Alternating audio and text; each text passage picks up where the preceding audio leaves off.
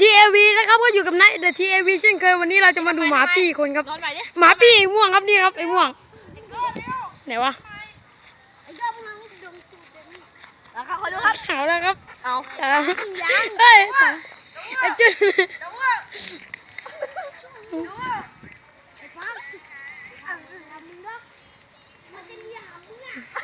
หมา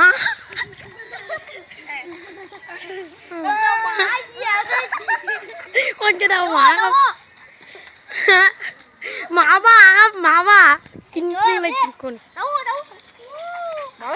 ให้ครับวิ่งเลย